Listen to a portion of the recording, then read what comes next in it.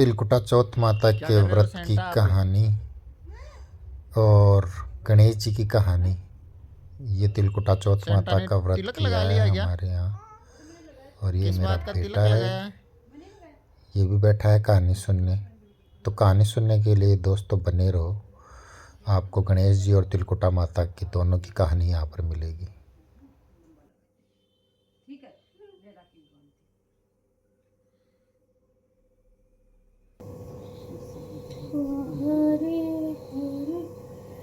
Shri Krishna Narayan Narayan Hare Hare.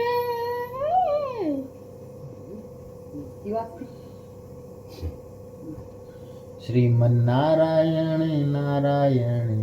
Phone ले लिया कर, बस मैं राखी मान ली हूँ। श्रीमन नारायण नारायण हरे हरे। बोलो नारायण नारायण हरि हरि। बोलो नारायण हरि हरि।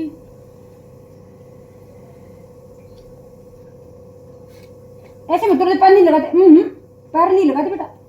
मैं माता जी के पास रख देता हूँ। हाँ करो, सुनाओ गणेश महाराज की सुना दे। के लिए संकष्टी चतुर्थी की कथा लेकर आई है। एक समय की बात है, किसी नगर में एक देवरानी और जेठानी रहते थे। जेठानी अमीर थी और देवरानी गरीब थी। देवरानी का पति जंगल से लकड़ियां काटकर शहर में बेचता था। अक्सर वो बीमार रहा करता था। वहीं देवरानी जेठानी के घर का सारा काम करती थी। बदले में जेठानी बचा हुआ खाना, पुराने कपड़े आदि उसे दे देती थी, जिससे देवरानी का परिवार चल रहा था। माघ के महीने में देवरानी ने तिल चौथ का व्रत किया। 5 रुपए के तिल व गुड़ लाकर तिलकुटा बनाया। पूजा करके तिल चौथ की कथा सुनी और तिलकुटा छीके में रख दिया और सोचने लगी, चांद उगने पर तिलकुटे का भोग लगाकर ही कुछ खाऊंगी। कथा सुनकर वो अपनी जेठानी के घर चली गई। खाना बनाकर उसने जेठानी के बच्चों से कहा, खाना खा लो। तो बच्चे बोले, जब माँ खाएगी हम भी तभी खाएंगे। फिर उसने अपनी जेब से खाना खाने को कहा तो वह भी बोले, मैं अकेला नहीं खाऊंगा, सबके साथ ही खाऊंगा। जेठानी ने देवरानी से कहा, आज तो घर में अभी तक किसी ने खाना नहीं खाया, मैं तुम्हें पहले खाना कैसे दे दूं? तुम कल सुबह जल्दी ही बचा हुआ खाना ले जाना। देवरानी के घर पति और बच्चे सभी आस लगाए बैठे थे कि आज तो त्योहार है, माँ आएगी तो पकवान आदि खाने को मिलेंगे। परंतु जब बच्चों को पता चला कि आज तो सूखी रोटी भी नहीं मिलेगी, तो बच्चे रोने लगे। उसके पति को बहुत गुस्सा आया, कहने लगा, सारा दिन काम करके तो रोटी भी नहीं ला सकती, तो काम करने का क्या फायदा? ऐसा कहकर गुस्से में उसने अपनी पत्नी को कपड़ा धोने के डंडे से मारा। डंडा टूट गया तो उसने उसे पट्टे से मारा। वो बेचारी गणेश जी महाराज को याद करती रोती रोती पानी पीकर सो गई। उस दिन गणेश जी महाराज उसके सपने में आए और बोले, धोवना मारी, पाटा मारी, सो रही है या जाग रही है? वो बोली, कुछ जाग रही हूँ, कुछ सो रही हूँ। तब गणेश जी बोले, मुझे भूख लगी है, कुछ खाने को दो। तब वह बोली, क्या दूं? मेरे घर में तो अन्न का एक दाना भी नहीं है। थोड़ा सा पूजा का तिलकुटा छीके में पड़ा है, आप वो खा लें। तिलकुटा खाकर गणेश जी बोले, धोवना मारी, पाटा मारी, निपटाई लगी है, कहाँ निपटूं? वो बोली, ये बड़ा घर, जहाँ इच्छा हो निमट लो। फिर गणेश जी बोले, अब कहाँ पोछूं? तो वह गुस्से में बोली, कब से तंग कर रहे हो, मेरे सर पर पोछो और कहाँ पहुँचोगे? सुबह जब उसकी नींद खुली तो वो हैरान रह गई। उसका पूरा घर हीरे मोतियों से जगमगा रहा था। उसके माथे पर हीरे मोती जगमगा रहे थे। उस दिन वो जेठानी के यहाँ काम करने नहीं गई।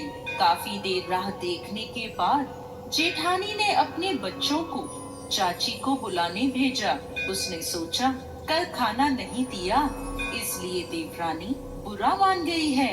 बच्चे बुलाने गए और बोले, चाची चाची चलो, माँ ने बुलाया है, सारा काम पड़ा है।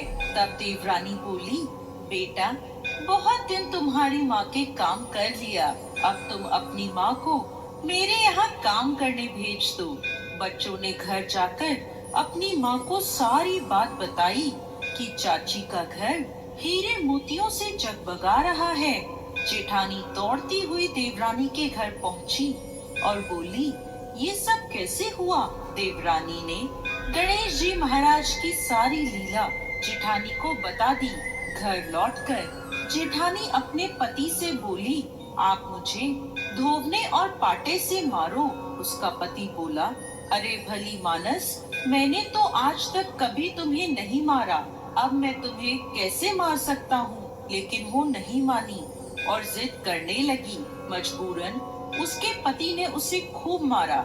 जेठानी ने खूब सारा घी डालकर चूरमा बनाया और छीके में रख कर सो गई। रात को चौथ विधायक जी सपने में आए और बोले, भूख लगी है, क्या खाऊं? जेठानी बोली, गणेश जी महाराज, जेठानी के यहाँ आपने सूखा तिलकुटा खाया था, मैंने तो मेवे और देसी घी डालकर चूरमा बनाया है, छीके में रखा है, खा लीजिए। अब गणेश जी बोले, कहाँ निपटूं? जेठानी बोली, उसके यहाँ तो टूटी फूटी झोपड़ी थी, मेरे यहाँ तो महल है, जहाँ चाहे निमट लें। अब गणेश जी पूछते हैं, अब इसे कहाँ पोछूं? जेठानी बोली, उसका तो गंदा सा माथा था, मैंने तो चमेली का तेल लगाया है, मेरे माथे पर पोछिए। धन की लोभी जेठानी सुबह जल्दी ये सोचकर उठी कि उसका घर हीरे मोतियों से जगमगा रहा होगा, लेकिन देखा तो पूरे घर में गंदगी फैली थी, तेज बदबू आ रही थी, उसके सिर पर भी गंदगी लगी थी। वो बोली, हे गणेश जी महाराज, ये आपने क्या किया? मुझसे रूठे और देवरानी पर टूटे। जेठानी ने सफाई करने की बहुत कोशिश करी, परंतु गंदगी और फैलती गई। जेठानी के पति को जब ये मालूम चला तो वो बहुत नाराज हुआ और बोला, तेरे पास सब कुछ था, फिर भी तेरा मन नहीं भरा, देख ये तेरे लालच का नतीजा है। परेशान होकर जेठानी गणेश जी महाराज से विनती करने लगी, माफी मांगने लगी। गणेश जी बोले, देवरानी से जलने से और धन के लोभ में तुमने जो किया ये उसका नतीजा है। इस प्रकार जेठानी को सबक सिखाते हुए गणेश जी महाराज ने अपनी माया समेट ली। हे गणेश जी महाराज, जैसे देवरानी पर कृपा करी वैसे सब पर करना। कहानी कहने वाले, सुनने वाले और हुंकारा भरने वाले सब पर कृपा करना और जेठानी को जैसी सजा दी वैसी किसी को मत देना। ये मानी जाती एक साहूकार थे। वो दोनों बहुत कंजूस थे। वो दोनों दान धर्म पुण्य व्रत कथा कुछ भी नहीं करते थे। उनके कोई संतान भी नहीं थी। एक दिन उनके पड़ोसन माघ मास की चौथ की कहानी सुन रही थी। साहूकारनी ने उसे देख लिया तो उससे पूछा कि तुम क्या कर रही हो? बोली, आज दिन चौथ का व्रत है, मैं दिन चौथ की कहानी सुन रही हूँ। ये सुनकर साहूकारनी ने उससे पूछा कि इससे क्या होता है? तो पड़ोसन बोली कि इससे अन्न धन मिलता है, संतान होती है। ये सुनकर साहूकारनी बोली, मेरी संतान नहीं है, यदि मेरी भी संतान होगी तो मैं सवा मन का तिलकुटे का भोग लगाऊंगी और चौथ का व्रत करूंगी। इसके थोड़े दिन बाद साहूकारनी गर्भवती हो गई। चौथ माता के इस चमत्कार को देखकर आश्चर्यचकित रह गई और कहने लगी कि लड़का होगा तब व्रत रखूंगी और सवा मन का तिलकुट्टा चढ़ाऊंगी। अब उसके लड़का भी हो गया तो वो बोली कि जब उसका विवाह होगा तब भोग लगाऊंगी। समय के साथ बेटा बड़ा हो गया, उसका विवाह भी तय हो गया। नियत समय पर जब वो बारात लेकर गया तो साहूकारनी का बेटा होने वाली पत्नी के साथ फेरे लेने ही वाला था। चौथ माता ने सोचा कि बेटा पैदा होने पर चौथ माता की कहानी चढ़ाने का है, बोला था, हाथ जोड़ के सुनो। अब तो बेटा ब्याने जा रहा है तो भी तिलकुट्टे का भोग नहीं लगाया। अगर ये मेरे भोग नहीं लगा रही तो इसे सबक सिखाना पड़ेगा, नहीं तो कलयुग में हमें कोई नहीं मानेगा। तो दूल्हे के 3 फेरे होते ही चौथे फेरे में चौथ माता कड़कड़ाती आई और दूल्हे को उठाकर वहां से चली गई और उसे गांव के रास्ते के किनारे एक पीपल के पेड़ पर बिठा दिया। फिर तो पूरे ब्याह में हाहाकार मच गया। लोगों को समझ में ही नहीं आया कि ये सब क्या हो रहा है, परंतु दूल्हे को गायब देखकर सब दूल्हे को ढूंढने लगे। सब जगह ढूंढा पर कहीं भी नहीं मिले। अब इस तरह से बहुत दिन निकल गए। अब गणगौर आई तो चैत के महीने में गांव की लड़कियां गणगौर पूजन के लिए दूब लेने पीपल के पेड़ के नीचे गुजरती हुई गई। वहां पीपल पर से हुए दूल्हा रोज एक लड़की से बोलता, आ मेरे अधब्याही दुल्हन। ये सुनकर वो लड़की सूखने लगी, दुबली और कमजोर होने लगी। ये देखकर उसकी माँ ने उससे पूछा कि मैं तो तेरे को अच्छा और भरपेट खाना खिलाती हूँ, फिर भी तू क्यों सूख रही है? तो लड़की बोली, मैं जब भी दूब लेने जाती हूँ तो रास्ते में एक पीपल के पेड़ के नीचे से निकलती हूँ। वहाँ पर एक दूल्हा बैठा हुआ है, उसने मेहंदी लगा रखी है और सहरा भी बांध रखा है।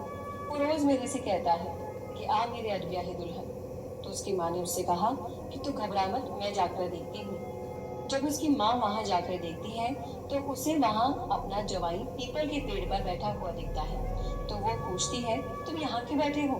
तो वो बोलता है कि मैं चौथ माता के यहाँ गिरवी रखा हुआ हूँ।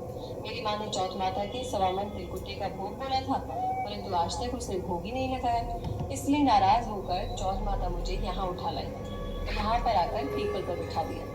ये सुनते ही उसी वक्त लड़की की माँ दूल्हे की माँ के पास गई और सारी बात बोल दी।